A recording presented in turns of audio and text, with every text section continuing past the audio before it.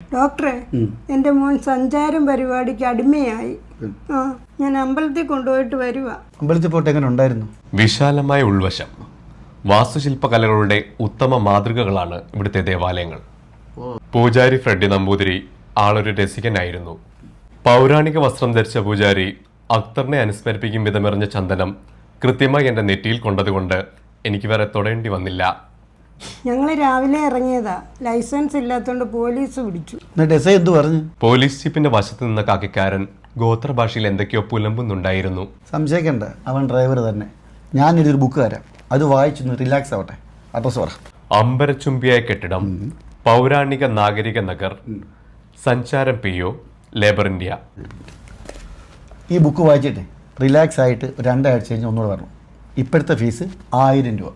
1 രൂപ പോലും പ്രതിഫലം മേടിക്കാതെ എത്ര നാളെ നിങ്ങൾ ഈ ജോലി ചെയ്യുന്നുവോ അതിന് മാത്രമേ ഞാൻ പാഷൻ എന്ന് പറയുകയുള്ളൂ. നീ എന്തെങ്കിലും പറ, മര്യാദ കൊണ്ട് കാശ് വന്നിട്ട് പോകും കേട്ടോ.